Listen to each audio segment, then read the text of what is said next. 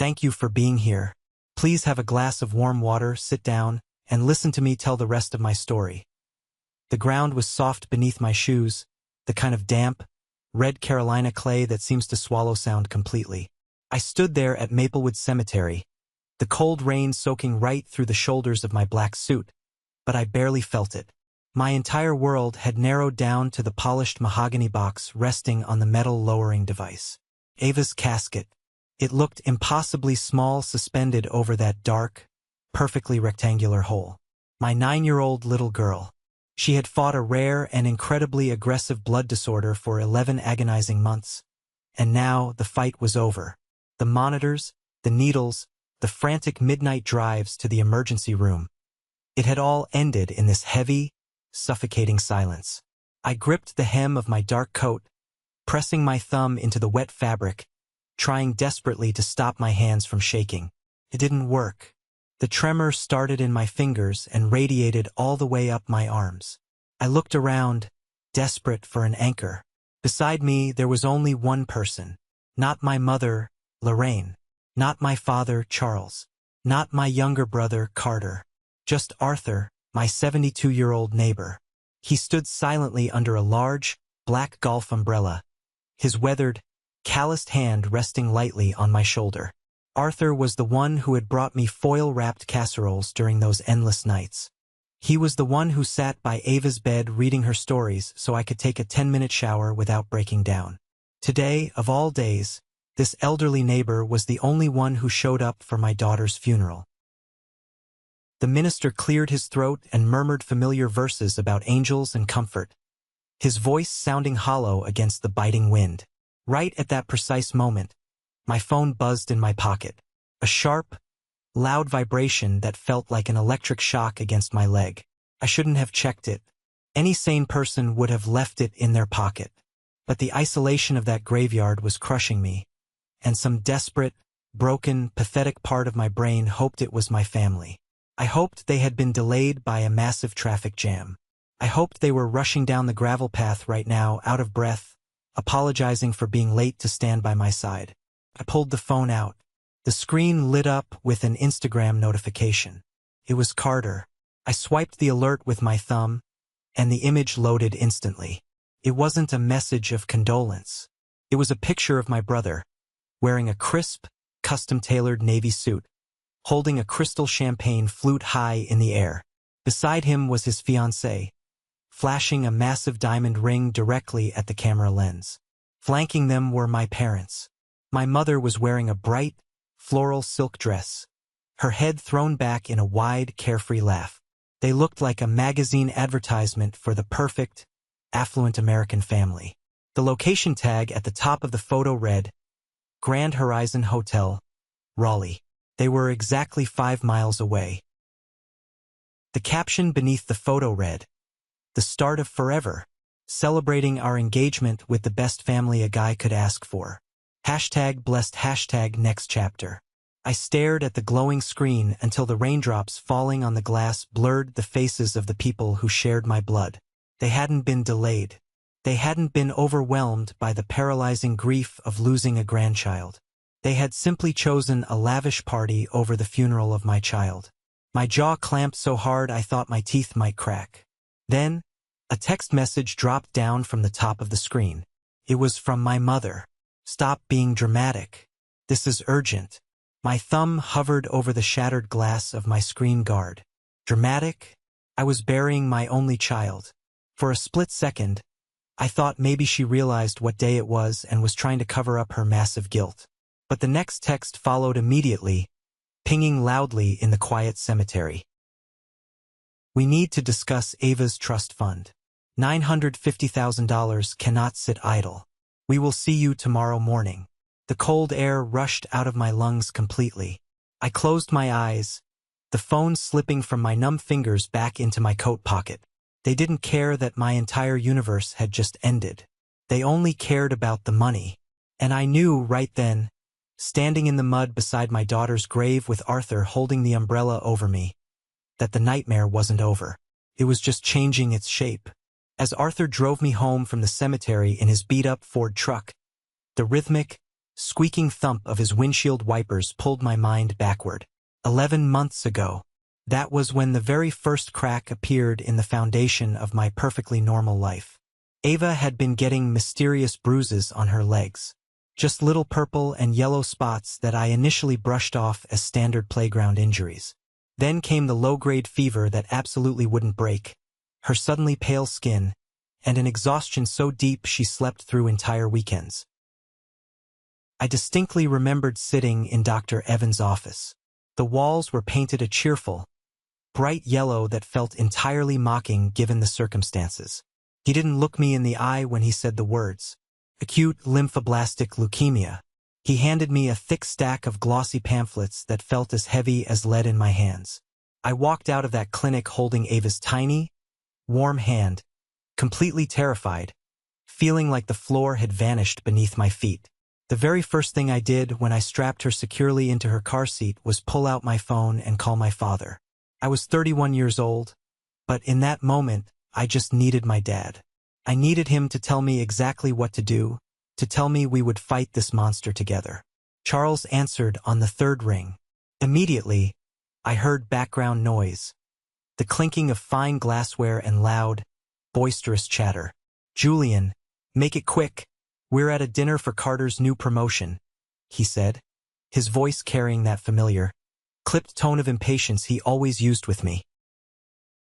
"Dad, it's Ava," I choked out, the tears I had been holding back finally spilling over my steering wheel.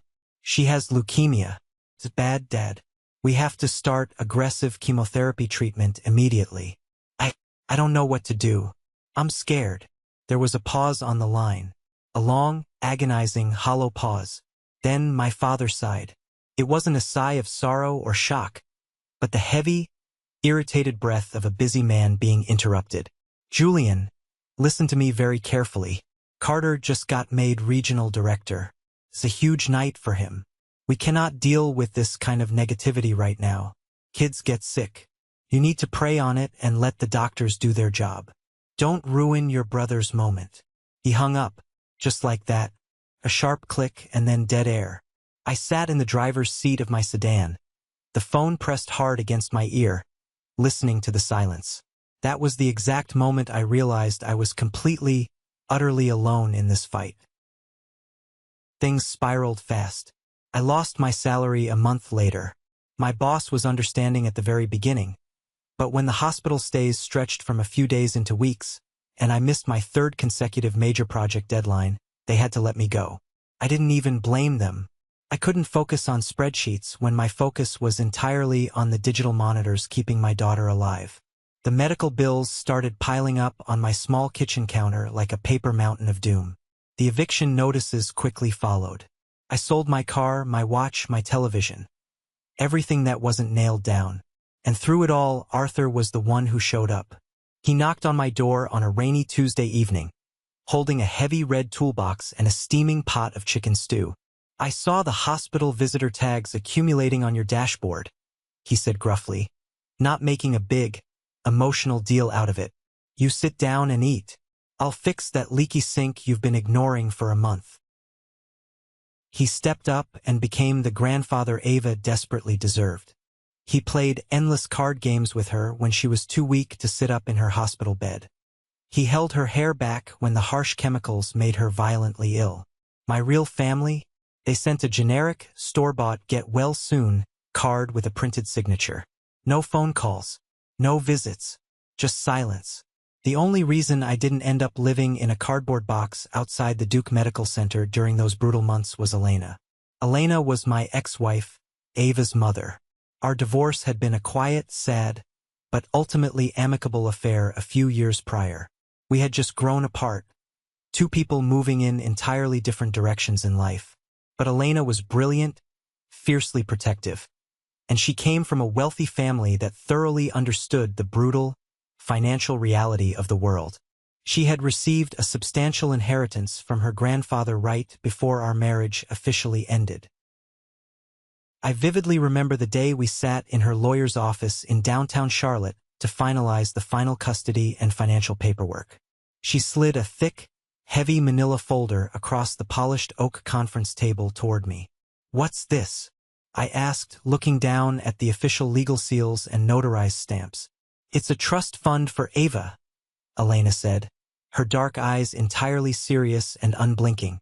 $950,000. It's locked up tight, Julian. The money is primarily for her college fund, her future, her wedding, her life. But, she hesitated, leaning forward, lowering her voice. "I know your family, Julian. I know how Charles and Lorraine operate. If anything ever happens to me, or God forbid, if anything happens to Ava, I made sure the trust names you as the sole residual beneficiary. Nobody else can touch a single dime. Not your parents. Not Carter. Just you."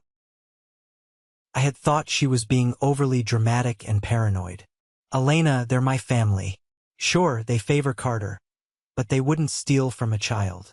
She gave me a very sad, deeply knowing smile that I will never forget. "Money makes monsters out of people you thought you knew. Promise me you'll protect it, Julian. Don't let them near it." I promised her. 2 years later, Elena died instantly in a massive multi-car pileup on Interstate 40. It devastated Ava, and it broke a significant piece of me, too. But Elena's incredible financial foresight became a silent, invisible guardian in our home.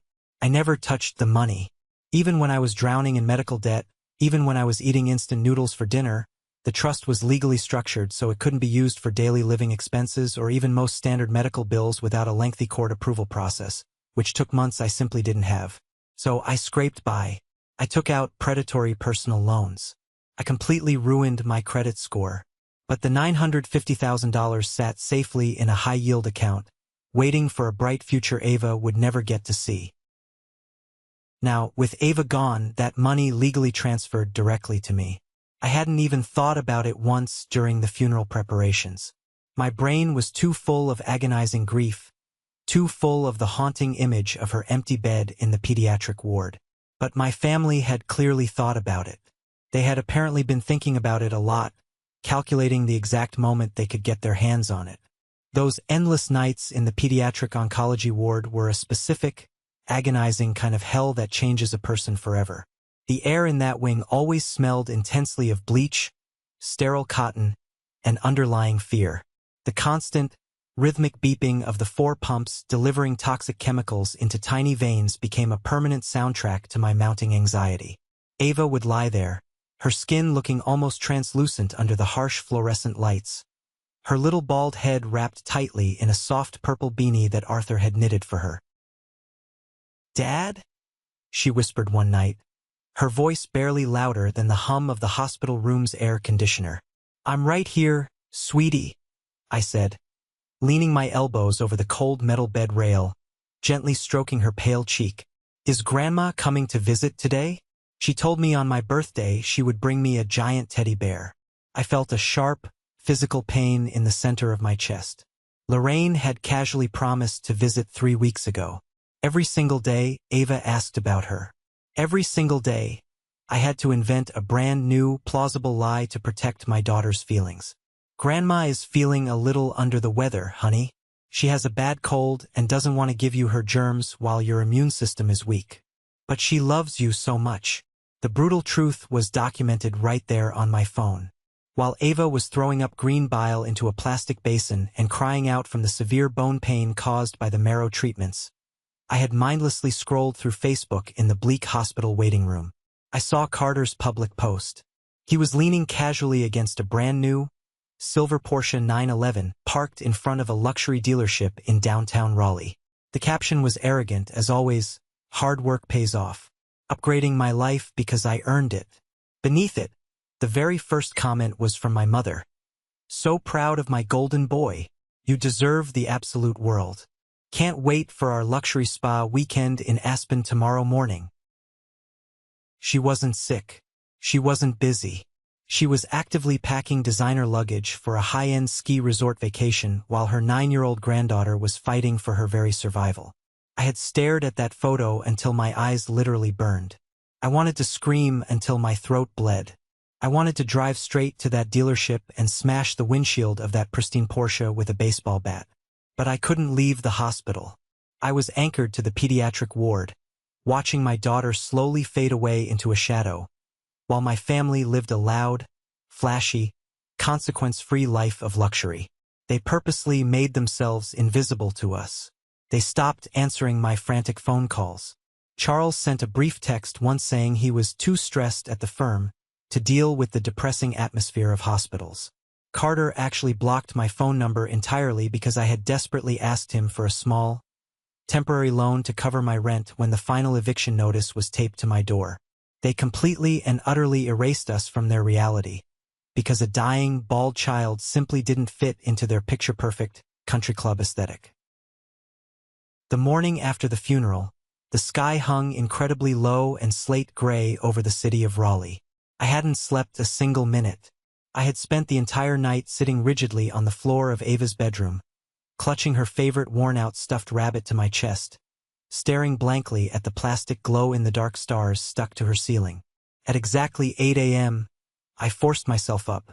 I washed my face with freezing water, put on a clean, wrinkled button-down shirt, and drove my battered sedan toward Oakwood Heights. My parents' house was a massive, imposing colonial-style estate situated at the end of a quiet cul-de-sac. The sprawling lawn was manicured to an inch of its life. The white wooden shutters were freshly painted and gleaming. It looked completely untouched by the horrific tragedy that had utterly destroyed my world. I parked my old car on the street, directly behind Carter's gleaming silver Porsche in the expansive driveway. My stomach twisted into a tight, hard, painful knot as I walked slowly up the swept brick path. Before I even had the chance to raise my hand and knock, the heavy oak front door swung open. Charles stood there, wearing a perfectly pressed Ralph Lauren polo shirt and beige khakis, his face carefully arranged into a practiced mask of solemn concern. It looked exactly like a politician facing a camera.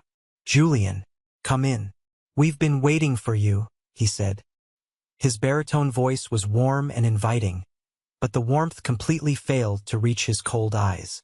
I stepped cautiously into the grand foyer. The rich smell of expensive cinnamon coffee and fresh bakery pastries filled the air. I walked past him into the living room and stopped dead in my tracks. They had set the room up like a corporate boardroom. Lorraine was standing rigidly by the stone fireplace, her hands clasped delicately in front of her waist. Carter was lounging casually on the expensive leather sofa, tapping his Italian leather shoe impatiently against the rug. On the thick glass coffee table in the absolute center of the room sat a thick manila folder.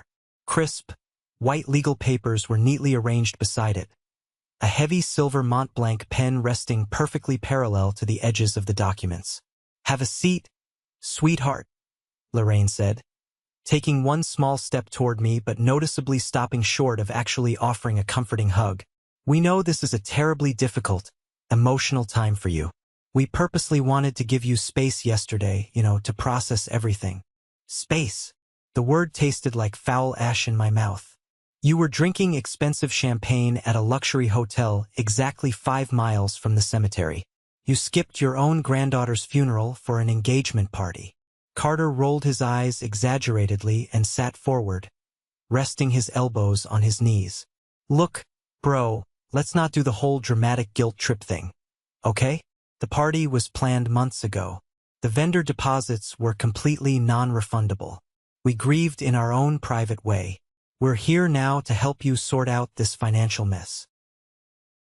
He reached out and tapped the thick folder on the table with his index finger. The knot in my stomach instantly turned to cold, hard ice. I walked slowly to the opposite sofa and sat down, staring intently at the documents. I knew exactly what was in there. I just didn't know how far they were legally willing to go to take it from me. Carter didn't waste any time with pleasantries. He slid the top legal document across the smooth glass table directly toward me. The bold, black print at the very top of the page read, "Voluntary relinquishment of fiduciary rights and transfer of trust assets." "This is incredibly simple, Julian," Carter said, his tone slick, confident, and authoritative, exactly like he was closing a massive commercial real estate deal. "Ava's trust is highly significant. We're talking almost $1 million. You are clearly in no condition to manage that kind of money responsibly. You've been unemployed for nearly a year, your credit score is wrecked, and frankly, you're emotionally compromised and unstable right now. If you just sign your name on that line, I'll legally step in as the primary trustee. I have the financial background. I'll make sure the money is invested properly for the family. For the family, I repeated, the words sounding entirely hollow and foreign in the quiet room. Lorraine chimed in instantly, her voice dripping with syrupy, fake concern. We're only thinking of your long-term well-being, Julian. Severe grief heavily clouds judgment. You absolutely shouldn't bear this heavy financial burden all alone. Let your capable brother handle the stress for you. I didn't look at them. I kept my eyes pinned to the table. Slowly, I reached out and picked up the document. The legal jargon was dense and confusing, but my eyes automatically scanned the margins of the pages, looking for the specific terms of the transfer. I was looking for the signature line, but instead, my gaze caught a tiny, faded string of numbers printed in the top right corner. A small date stamp from the notary's office when the draft was initially prepared and filed. October 14th. My breath hitched violently in my throat. I stared intensely at the tiny numbers, blinking rapidly to make absolutely sure my exhausted eyes weren't playing cruel tricks on me. October 14th. That was exactly 6 months ago. October 14th was the exact day Ava was rushed into the intensive care unit with a massive septic infection. It was the terrifying day the leading doctors pulled me into a sterile, cold hallway and told me she had less than a 10% chance of making it through the night. I had called my parents from the hospital corridor, sobbing uncontrollably, practically begging them on my hands and knees to come say goodbye to her. They had coldly told me they were praying hard, but couldn't make the short drive because of a severe storm warning that actually turned out to be a light, passing drizzle. While I was holding my dying daughter's fragile hand, terrified of every single shallow breath she took, my parents and my brother were sitting comfortably in a high-end lawyer's office, drafting legal documents to steal her money. They had been actively waiting for her to die. They had meticulously planned this financial takeover for half a year. The shock hit me so hard it felt entirely physical, like a punch to the sternum. A cold, creeping numbness spread rapidly from my chest down to my fingertips. Then, within seconds, the numbness vanished, instantly replaced by a sudden, blinding, hot rage. A thick vein throbbed violently against my temple. I slowly looked up from the paper and stared at the three of them. They weren't my family. They were ruthless scavengers circling a fresh corpse. October 14th, I said. My voice was a low, dangerous, gravelly whisper that didn't sound like me at all. It sounded like a stranger. Carter frowned deeply, shifting uncomfortably on the expensive leather sofa. What did you say? I held the crisp paper up in the air, pointing a trembling, accusatory finger at the tiny date stamp in the corner. You drafted this legal paperwork 6 months ago, the exact day she went into septic shock. The day you told me you couldn't drive down to the hospital because of the rain. You were sitting with a lawyer. The living room went dead silent. You could have heard a pin drop on the thick carpet. Lorraine's practiced, sympathetic smile instantly slipped off her face, leaving her looking old, harsh, and utterly caught. Charles cleared his throat loudly, his face flushing a deep, angry red. Now, Julian, you need to calm down and understand the practicalities of the situation.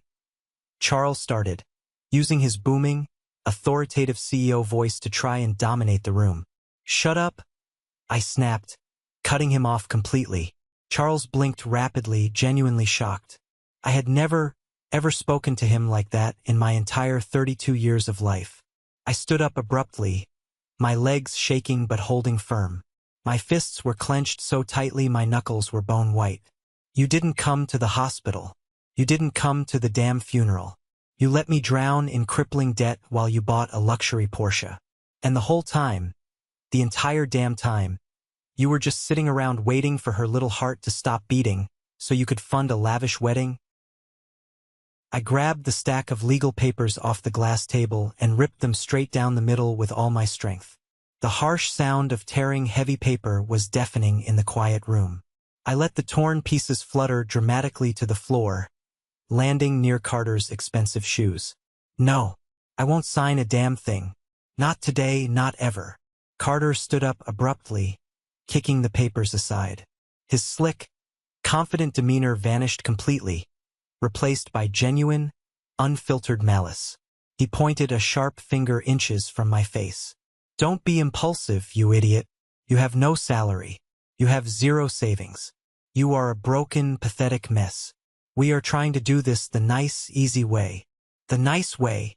I laughed. A harsh, jagged, humorless sound that scraped my throat. Charles stepped heavily forward, towering over me. His eyes were cold, calculating, and entirely devoid of paternal love. If you don't sign this voluntarily, Julian, we will take it to court. I promise you that. We will file for emergency legal custody and guardianship over you. We will easily prove to a judge that you are mentally unstable, suicidal from grief, and entirely unfit to manage your own life, let alone $1 million trust fund. You will lose everything. The money, your dignity, your freedom. Everything. I looked dead into my father's eyes. I saw the absolute, terrifying certainty there. He fully intended to destroy me publicly if he couldn't control me privately. Try it, I said, my voice steady. I turned my back on them and walked purposefully toward the front door. You're making a massive mistake, Charles shouted loudly after me, his voice echoing in the grand foyer.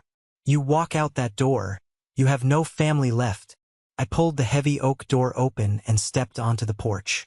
I haven't had a family in a long time, I said without looking back, and stepped out into the crisp, cold Carolina air. The drive back to my empty, cramped apartment was a complete blur of motion and suppressed panic.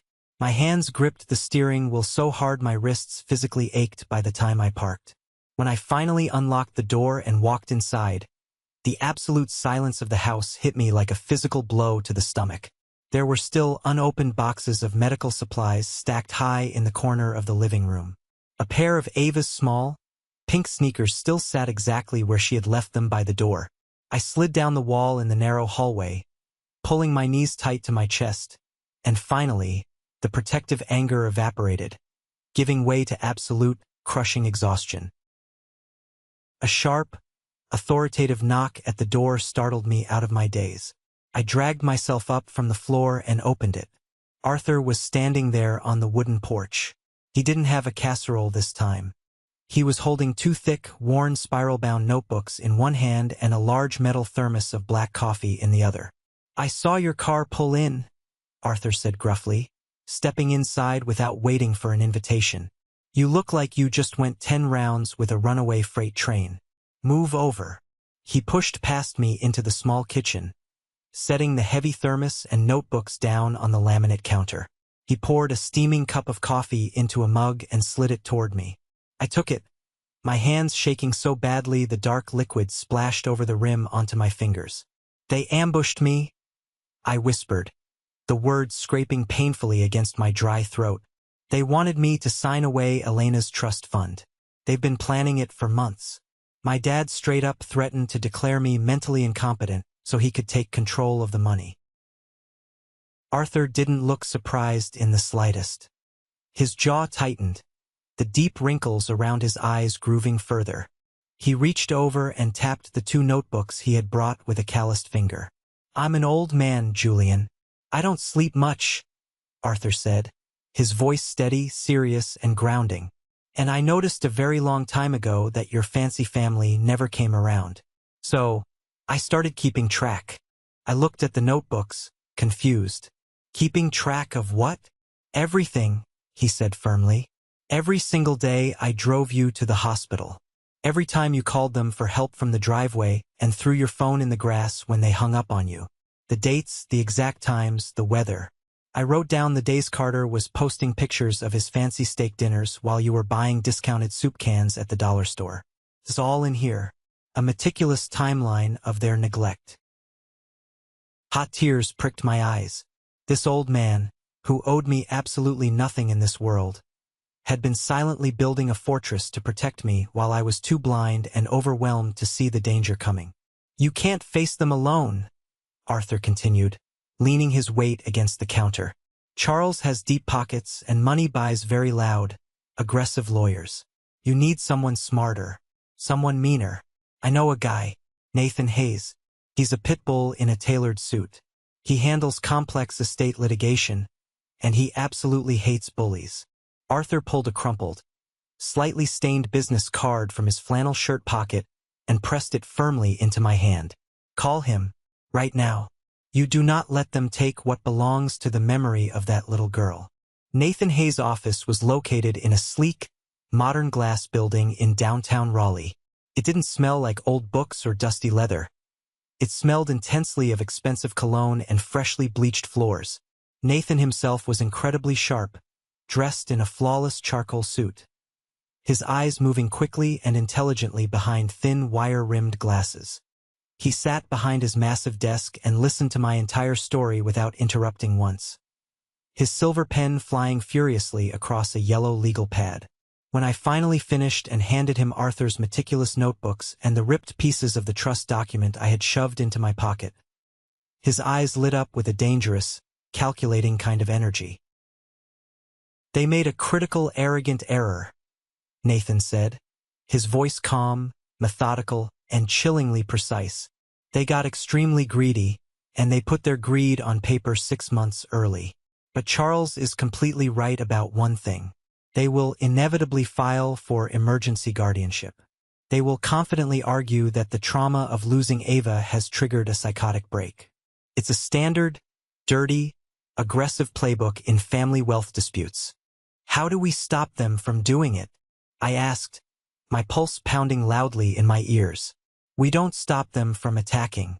We actively let them attack, and we build a solid brick wall for them to crash into at full speed, Nathan said, leaning over the desk toward me.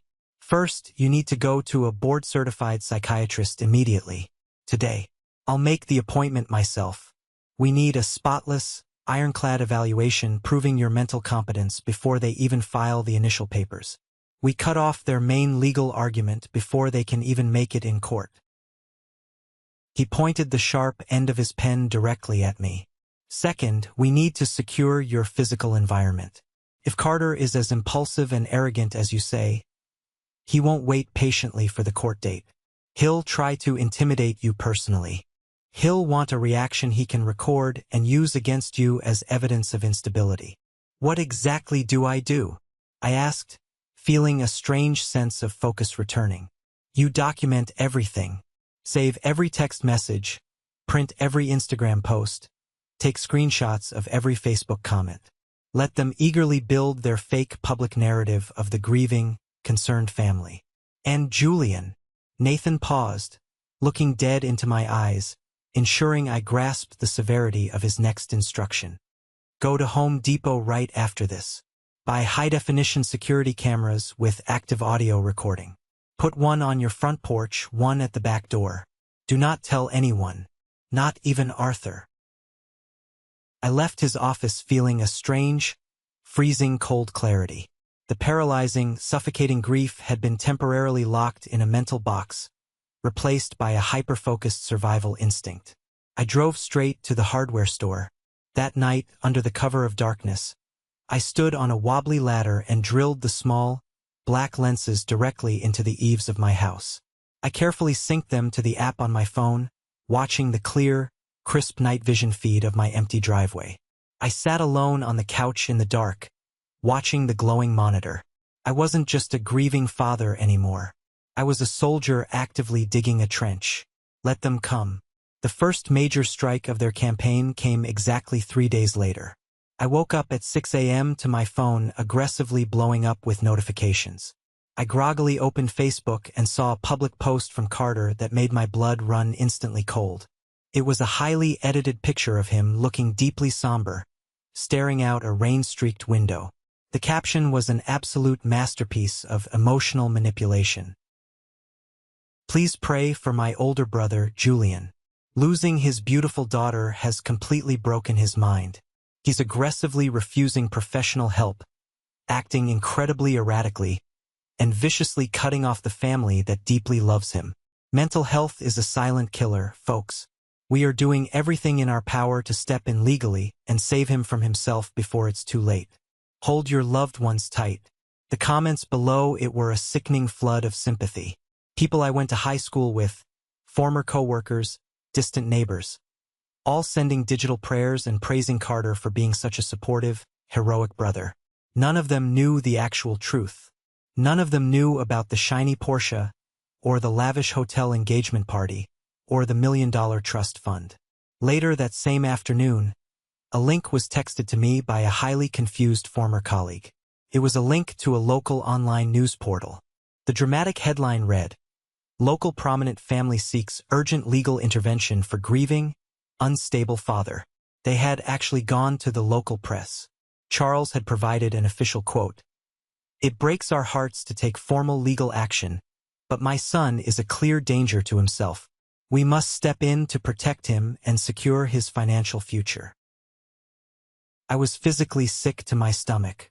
They were rapidly laying the groundwork in the court of public opinion, painting me as a raving lunatic so that when the actual court case hit, the assigned judge would already be subconsciously biased. Then, right on cue, the doorbell rang. It was a professional process server. He shoved a thick manila envelope against my chest and walked away without a word. I tore it open aggressively right there on the porch. It was an official summons to appear in Wake County Family Court for an emergency guardianship hearing. But the summons wasn't what made my knees completely buckle. Attached to the legal petition was a sworn, notarized affidavit. A witness statement directly supporting my family's outrageous claim that I was legally insane. I looked at the signature scrawled at the bottom of the final page, expecting to see a fake, paid doctor or a sleazy business associate. Instead, the name punched the air straight out of my lungs. Luke Patterson. Luke, the guy I had known since freshman year of college. The guy who stood beside me as the best man at my wedding. He had signed a binding legal document stating that I had called him in the middle of the night, screaming about wild conspiracies, and that I had explicitly threatened to end my own life. It was a complete 100% fabricated lie. I dropped the heavy papers onto the wooden floorboards. Why on earth would Luke do this to me? I immediately texted Nathan the document. 10 tense minutes later, Nathan called me back, his voice grim and low. "I pulled strings and looked into Luke's current financial records," Nathan said. "He was facing imminent bank foreclosure on his house last month. 2 days ago, a lump sum of exactly $40,000 was quietly wired into his account to clear the debt. The wire came from a hidden shell LLC registered directly to Charles's accounting firm. They had bought him. My own parents had literally purchased my best friend to stab me in the back. The isolation was now absolute. There was no one left to trust. The sting of Luke's betrayal was a bitter, jagged pill to swallow, but it successfully snapped the very last thread of hesitation I had. I stopped crying. I stopped mourning the illusion of the family I thought I had. I became a cold, calculating machine. The very next morning, my phone rang. The caller ID showed Duke Children's Hospital. It was Landon, a young guy who worked deep in the medical records department. He sounded incredibly nervous, his voice shaking slightly. "Mr. Alden, I'm calling because I'm legally obligated to inform you of a severe security breach regarding Ava's files. Someone aggressively used an outdated emergency contact authorization form to request hard copies of her psychiatric evaluations and your personal psychological history." "Who did it?" I demanded, my grip tightening on the phone until my knuckles popped. "It was automatically flagged by our new security system because the request bypassed standard protocol. It was authorized by a third-party accountant. A man named Christopher." Landon hesitated, taking a breath. "He confidently claimed to be acting legally on your behalf." "Christopher. He was my father's right-hand man, his shady personal accountant and designated fixer. They were desperately trying to dig up Ava's medical history to see if there was any microscopic angle they could use to prove I was a negligent parent." "Landon," I said, my voice eerily, frighteningly calm, "I need you to thoroughly document exactly how that breach happened. I need the IP addresses, the signed forms, the timestamps, everything. Can you do that for me?" Yes, I can securely send it directly to your lawyer. Do it immediately. That afternoon, I walked into the upscale psychiatrist's office Nathan had booked. I sat under the bright fluorescent lights for 4 grueling hours, answering every probing, exhausting question about my grief, my sleep habits, and my state of mind. I didn't hide my sadness, but I answered with cold, rational, undeniable logic. By the end of the marathon session, the doctor printed out a certified, stamped report. I was heavily grieving, yes, but I was 100% legally competent, highly lucid, and posed zero threat to myself or others. I tucked the crisp paper into my folder like a loaded weapon. It was the night before the major court hearing. I was sitting alone at my kitchen table, reviewing Nathan's aggressive strategy, when the motion sensor light on my driveway flared to life. I looked up. The live video feed on my phone popped up instantly. Carter's gleaming silver Porsche had rolled silently into my driveway, its headlights cutting through the dark. The driver's side door opened, and Carter stepped out into the damp night air. He didn't knock. He stood arrogantly on the porch, looking directly at my front door, completely unaware of the small black lens hidden in the shadows right above his head. He raised his voice, just loud enough to carry clearly through the solid wood. "Julian, I know you're in there cowering. Tomorrow is going to be an absolute bloodbath in court. Luke is going to testify under oath that you're totally insane. Mom and Dad are going to cry tears for the judge. You have no money for a long legal fight. I need that trust fund for the wedding and the down payment on the new house. You're going to lose everything." He paused, a nasty, cruel smirk playing clearly on his lips, visible in the night vision. "You've always been the weak, pathetic link in this family, Julian. Just a massive burden. Sign the papers tomorrow morning before we walk into that courtroom, or I swear to God, we will utterly destroy whatever is left of your miserable life." He spat deliberately on my welcome mat, turned around, and got back into his luxury car. As the red taillights faded down the dark street, I didn't feel a single ounce of fear. I reached over, tapped my phone screen, and securely saved the video file to the cloud. The audio was crystal clear.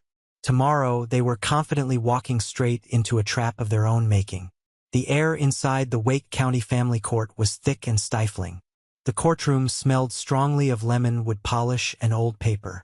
I walked through the heavy double oak doors with my lawyer, Nathan, walking briskly beside me.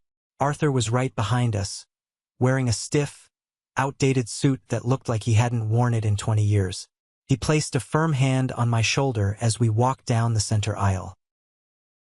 On the left side of the room, sitting at the petitioner's table, was my family. Charles was wearing a conservative gray suit, his hair perfectly combed. Lorraine was dressed in a dark, modest dress, clutching a tissue in her hand. Carter sat between them, looking appropriately somber, his head bowed slightly. They didn't look like a greedy family trying to steal an inheritance. They looked exactly like a tragic, grieving family desperately trying to save a broken man. It was a masterclass in manipulation. Judge Thomas entered the room. He was a stern man with silver hair and sharp eyes that scanned the docket with intense focus. The bailiff called the court to order, and the nightmare officially began. My father's high-priced lawyer stood up and painted a terrifying picture of me. He described a man utterly destroyed by a terrible divorce and the tragic death of his child. He claimed I was neglecting my basic needs, entirely unemployed, and violently hostile to the people who loved me most. Then they called their star witness, Luke Patterson. Luke walked up to the witness stand, his eyes fixed firmly on the floor. He swore on the Bible. The man who had stood next to me at my wedding altar sat down and began to tell the most elaborate, devastating lies I had ever heard. He told the judge that I called him constantly at 3 in the morning, raving about conspiracies.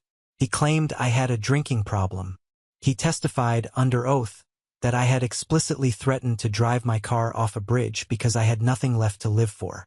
"Julian is a danger to himself," Luke said, his voice trembling perfectly. "He is entirely unfit to manage his daily life, let alone manage a complex college fund or trust account. His brother Carter is the only one who can step in and stabilize his life.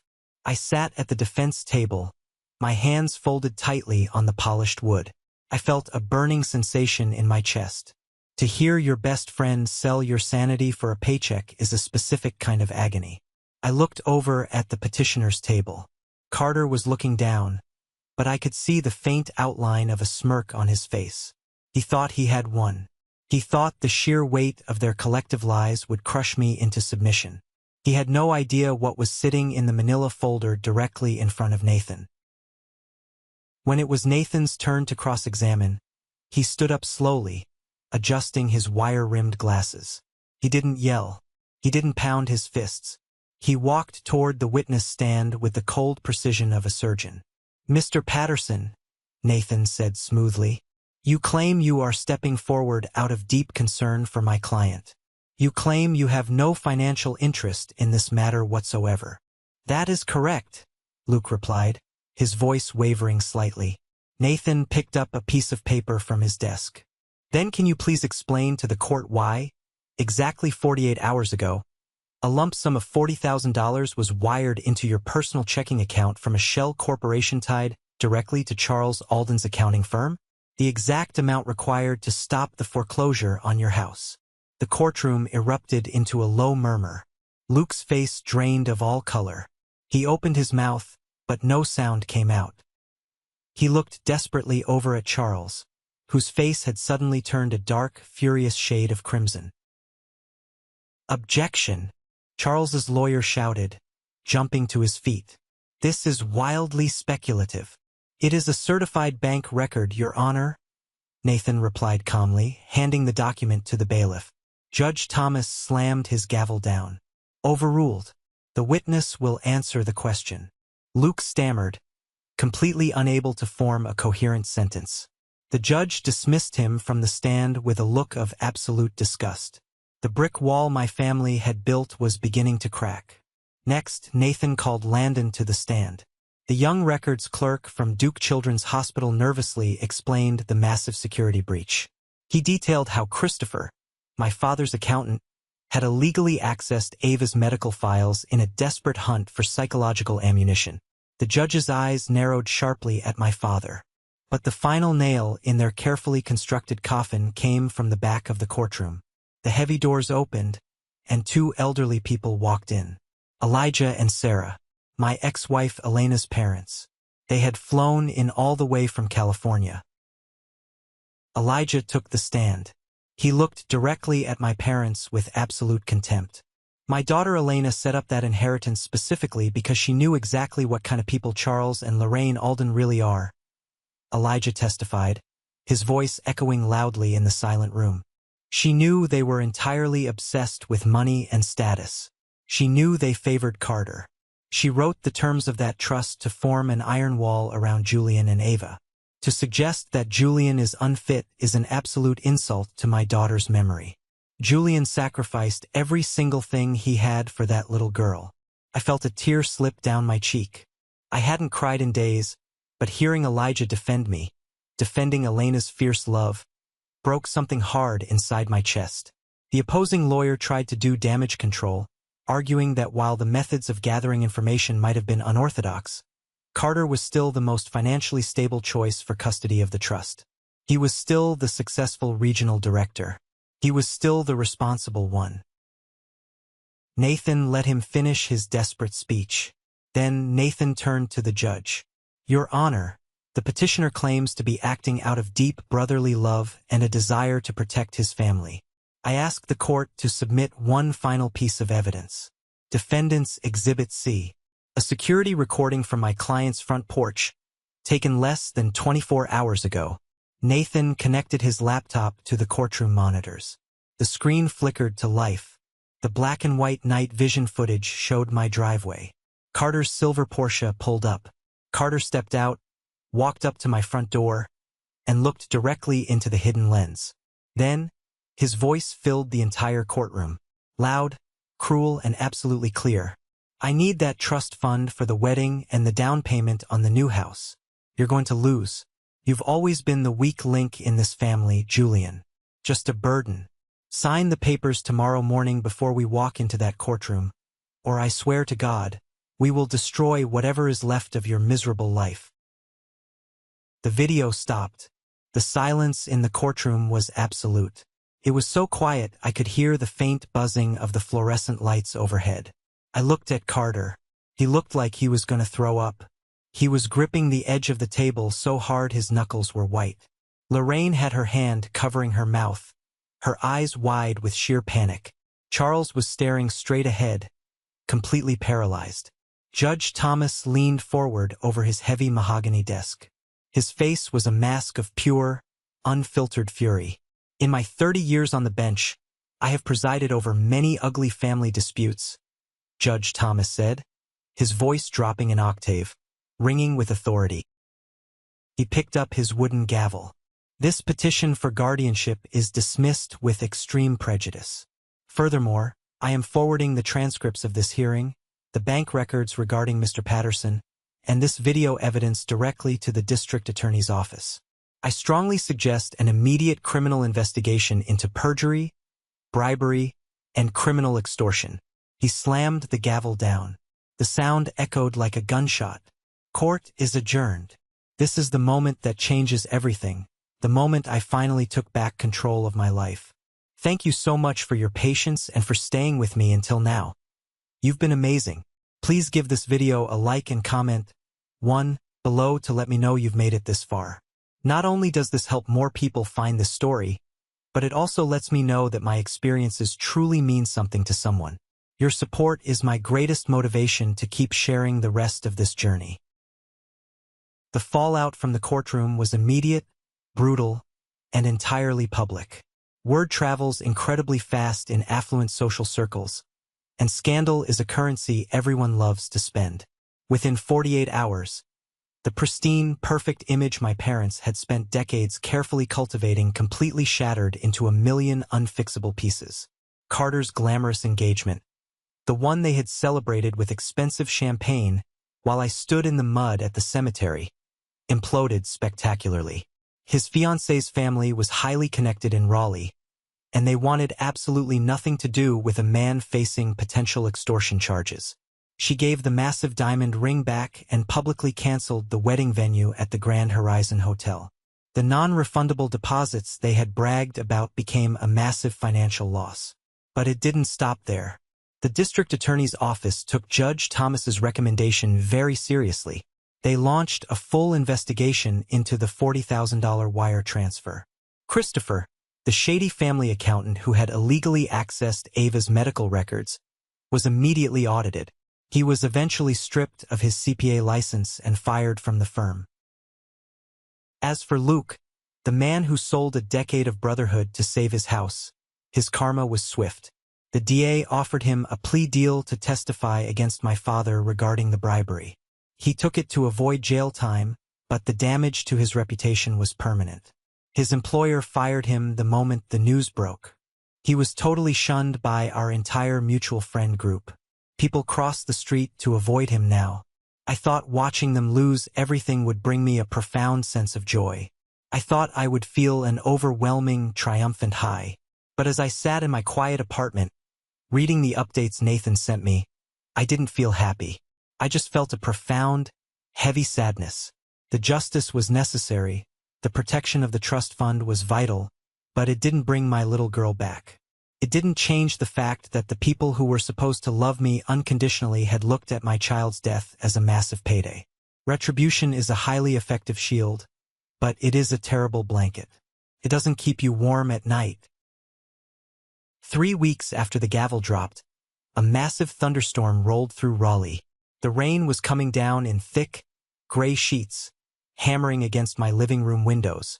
I was sitting on the couch, drinking tea with Arthur, quietly going through some of Ava's old hospital bills that Nathan was helping me clear out. Suddenly, my phone buzzed on the coffee table. The motion alert from the front porch camera. I picked up the phone and opened the live feed. Standing on my front porch, completely soaked by the blowing rain, were Charles and Lorraine. They didn't have an umbrella. Charles looked 10 years older. The arrogant posture was completely gone. His shoulders were slumped. Lorraine was openly crying, her expensive mascara running down her cheeks in dark streaks. They knocked on the heavy wooden door. Not an aggressive knock, but a desperate, pleading tap. "Julian." Lorraine's voice crackled through the small speaker on my phone. "Julian, please. I know you're in there. Please open the door. We need to talk to you." Arthur looked at me, setting his mug down slowly. He didn't say a word. He knew this was my choice to make. I didn't get up from the couch. I simply pressed the microphone button on the screen. "Go away," I said. My voice echoed loudly from the speaker mounted above their heads on the porch. Charles looked up at the camera, his face twisted in desperation. "Son, please. The DA is moving forward with the charges. Carter is going to lose his job. He might face actual jail time. The firm is under massive audit. Please, Julian. We are begging you. Call Nathan. Tell the DA to drop it. He's your brother. We are your family." "My family," I replied, my voice completely flat, completely devoid of any remaining affection. "My family is buried at Maplewood Cemetery." Lorraine sobbed heavily, leaning against the doorframe. "Julian, we made a mistake. Terrible, stupid mistake. But you can't destroy your own brother's life over this." "I didn't destroy his life," I said clearly. "He destroyed it the minute he stood on this exact porch and threatened a grieving father. He destroyed it the minute he forged legal documents while his niece was in a coma. You all did." "Julian, please," Charles begged, his voice cracking. "You drank champagne and celebrated a wedding on the exact day I put my 9-year-old daughter into the ground," I said, the cold truth cutting through the sound of the rain. "You buried your son on the exact same day I buried my daughter. Do not ever come to this house again." I took my thumb off the microphone button. I watched the screen as they stood there for another 5 minutes in the pouring rain, realizing that the door was never, ever going to open. Finally, they turned around and walked slowly back to their car. I closed the app, turned my phone entirely off, and went back to drinking my tea. The boundary was set in stone. A full year passed. The seasons changed. The brutal Carolina summer gave way to a crisp autumn, and slowly, the agonizing, sharp edges of my grief began to soften. I didn't forget Ava. I thought about her every single minute of every single day. But the memory of her stopped feeling like a knife in the chest and started feeling like a warm light guiding my steps. With the legal battle permanently won, the massive inheritance Elena had left behind was entirely secure in my name. I could have bought a massive house. I could have bought a sports car. I could have retired at 33 and traveled the world. But every time I looked at that bank balance, I didn't see money. I saw Ava's bravery. I saw Elena's fierce protection. I saw a tremendous responsibility. I walked into Nathan's office on a bright Tuesday morning. He smiled when he saw me. "Julian, you look good. You look like you're actually sleeping." "I am," I said, sitting down in the leather chair. "Nathan, I need your help. I want to build something. I want to take the trust fund and restructure the entire thing." Over the next 6 months, Nathan worked tirelessly, doing the entire massive legal project entirely pro bono. We established the Ava Alden Charity Foundation. Its mission was simple but incredibly vital: to provide direct, immediate financial assistance to low-income families whose children were battling rare pediatric blood disorders. We paid for the experimental treatment. The crowning achievement came in November. I stood in the newly renovated pediatric hematology wing of Duke Children's Hospital. The hospital administrators, the leading doctors, and dozens of nurses gathered around. I pulled a velvet cloth off a gleaming brass plaque mounted on the bright, freshly painted wall. It read, "The Ava Alden Pediatric Oncology Center, dedicated to courage, hope, and the families who fight in the dark." I ran my fingers over the engraved letters. I pictured Ava in her purple beanie, dragging her heavy 4-pole down this exact hallway with stubborn, absolute pride. She was here. She was everywhere now. As the foundation grew, something inside me fundamentally shifted. I had spent so much of my life shrinking myself to avoid conflict with my overbearing parents. I had spent so much time being the quiet, compliant son, the one who didn't rock the boat. But surviving the fire they put me through burned away all that fear. The hospital asked me to speak at their annual pediatric medical conference. There were over 400 people in the massive auditorium. Doctors, wealthy donors, hospital executives, and families currently in the trenches of illness. When I walked up to the wooden podium and adjusted the microphone, I looked out at the sea of faces. A year ago, I couldn't speak without my hands violently shaking. Today, my hands were perfectly steady. I gripped the sides of the podium and took a deep breath. I didn't give a sterile corporate speech about charity tax brackets or funding goals. I told them a raw story. I told them about the agonizing nights sleeping in uncomfortable plastic hospital chairs. I told them about the soul-crushing terror of watching your child's fever spike at 3 a.m. And I told them about the money. Money is a very strange thing, I said into the microphone, my voice echoing clearly across the silent room. People will lie for it. People will completely betray their own blood for it. Money can tear a family apart with terrifying speed. But if you put it in the right hands, if you attach love to it instead of greed, money can become armor. It can become medicine. It can become the absolute difference between a family losing their home and a family getting to bring their child back to it. I looked out at the audience. Several people were wiping tears from their eyes. My daughter's inheritance was almost stolen to buy sports cars and fund a lavish wedding. But we fought back. And because we fought, that money is right here in this room working to save the children you love. Do not ever let anyone tell you that fighting for what is right is being dramatic. It is survival. When I finished speaking, the entire auditorium stood up. The applause was deafening. It washed over me like a massive wave. But I wasn't proud of myself. I was just acting as a messenger. I was just the steward of Ava's legacy. After the conference ended, I was walking through the main lobby of the hospital, heading toward the parking garage. The lobby was busy, filled with the usual chaotic hum of doctors and patients. "Excuse me? Julian Alden." I stopped and turned around. A man my age, wearing a faded flannel shirt and work boots, was walking quickly toward me. He looked exhausted, the kind of deep, bone-weary exhaustion I knew intimately.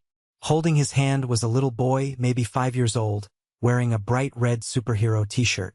The boy had no hair, but his eyes were bright and incredibly energetic.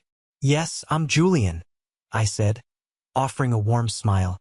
The man stopped in front of me and suddenly grabbed my hand, shaking it with intense, desperate gratitude. His eyes were swimming with tears. "I'm Joseph. This is my son, Wyatt." I knelt down slightly to be at eye level with the boy. "Hey, Wyatt, I like your shirt. Spider-Man is the best." Wyatt grinned, showing a missing front tooth. "He shoots webs." Joseph pulled me back up, his grip still tight on my hand. "Julian, I just wanted to find you and thank you face to face. 9 months ago, Wyatt was diagnosed with the same exact disorder your daughter had. My insurance absolutely refused to cover the specialized marrow treatments. They denied the appeals 3 times. We were going to have to sell our house. We were completely out of options." Joseph swallowed hard, a tear escaping and tracking down his rough cheek. "Then the hospital social worker connected us with your foundation. You guys paid for the entire treatment. Every single bill. No questions asked. Wyatt finished his final round of treatment last week. The doctors did the scans yesterday. He is in total remission." The world around me seemed to blur and completely stop spinning. The noise of the busy hospital lobby faded away into absolute silence. I looked down at the little boy in the red shirt, bouncing on his heels, full of vibrant, undeniable life. "He's alive," Joseph choked out, wiping his face. "My boy is alive because of your daughter." I couldn't speak. A massive lump formed in my throat, cutting off all oxygen. I just pulled Joseph into a tight, fierce hug. We stood there in the middle of the lobby, 2 grown men holding onto each other, connected by a bond stronger than blood. When they finally walked away, heading out into the bright sunshine, I felt a warmth spread entirely through my chest. The agonizing pain that had lived there for a year finally dissolved. Ava's legacy wasn't trapped in cold granite at the cemetery. It wasn't trapped in legal court documents. It was living and breathing in children like Wyatt.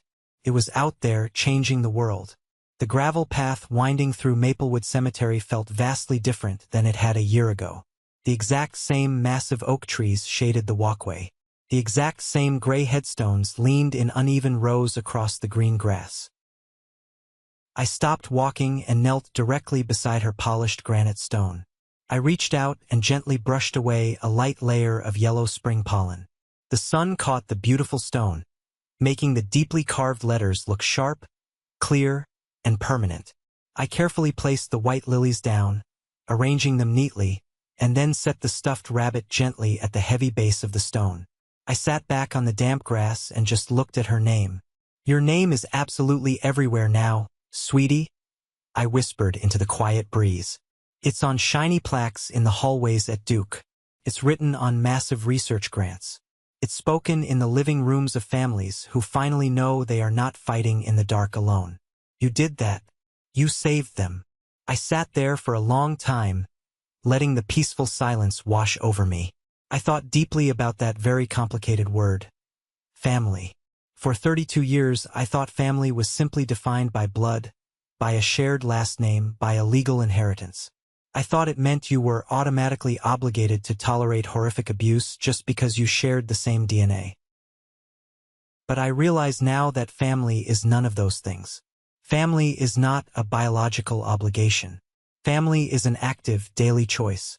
It is profound loyalty. It is the old man next door who brings you soup when you are starving. It is the lawyer who fights for your dignity pro bono. It is the shared connection between two fathers crying in a hospital lobby. Family is the kind of love that aggressively stays and fights for you when the rest of the world completely disappears. When brutal betrayal painfully forges your backbone into steel, you eventually have to decide which doors you are going to lock forever, and which new doors you are going to bravely open. I finally locked the door on my past. And looking at the bright blue sky above Ava's resting place, I knew the door to my future was wide open. Thank you for sticking around and listening to my story. I know it was heavy, and I know it was dark at times, but I hope this resonated with you in some way. Have you ever found yourself in a similar situation? Have you ever had to cut ties to save yourself? If you've watched this far, you belong to the 1% Club. Please comment the letter W below. That stands for winner. It's my way of recognizing the amazing people who stay until the very end and truly listen. If my story moved you, please hit that like button and follow the channel. We have a lot more real, honest stories to share, and I'd love for you to be a part of this community. Stay strong, and I'll see you in the next one.